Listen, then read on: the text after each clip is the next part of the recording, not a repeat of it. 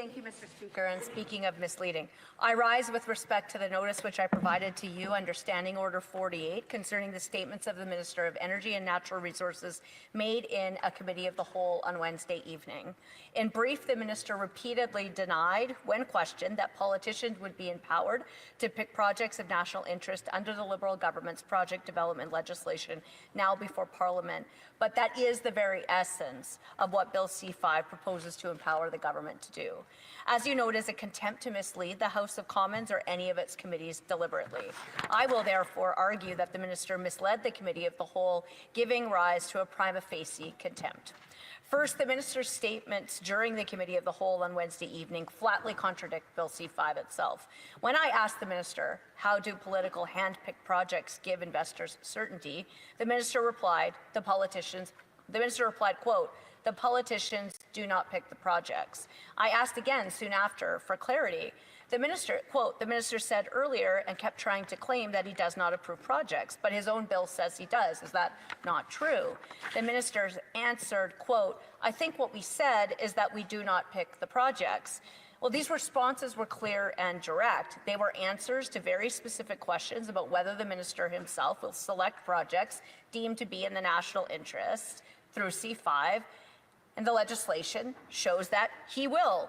Bill C-5 explicitly gives the Minister the authority to approve or deny projects. This authority appears in several key provisions of the bill. Part 2C, quote, requires the Minister who is designated under that act to issue to the proponent of a project, if certain conditions are met, a document that sets out conditions that apply in respect of the project, and that is deemed to be the authorizations required under certain acts of Parliament and regulations that are specified in the document. Further, Section 5.1 of the bill grants the Governor and Council Cabinet the authority to designate projects as being in the national interest, but only on the recommendation of the Minister.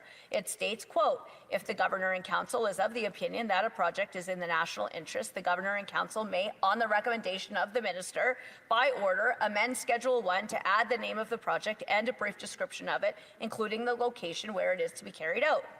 The Minister also holds the authority to remove projects from Schedule 1. That power is set out in the deletion clause. Quote, if the Governor and Council is of the opinion that a project named in Schedule 1 is no longer in the national interest, the Governor and Council may, on the recommendation of the Minister, by order, amend that schedule to delete the name and the description of the project.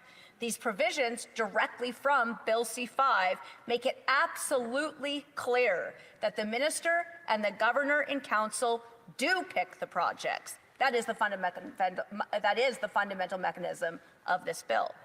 House of Commons Procedure and Practice, 3rd edition, on page 81, provides a list of established grounds for contempt, including, quote, deliberately attempting to mislead the House or a committee by way of statement, evidence, or petition, end quote. This point is reiterated at page 112. The importance of accurate information being provided to Parliament has been underscored in a number of rulings, including that made by one of your predecessors on March 3rd, 2014, at page 3430 of the debates. Quote, this incident highlights the primordial importance of accuracy and truthfulness in our deliberations. All members bear a responsibility, individually and collectively, to select the words they use very carefully and to be ever mindful of the serious consequences that can result when this responsibility is forgotten, end quote.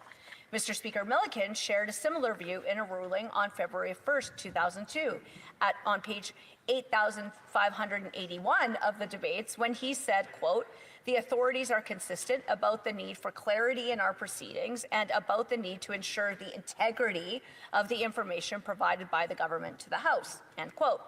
There is a well-established test for determining whether deliberately misleading information has been provided, which, for example, the Speaker explained in his February 15, 2024 ruling at page 21,158 of the debates, quote, it must be proven that the statement was misleading. It must be established that when making a statement, the member knew it to be incorrect.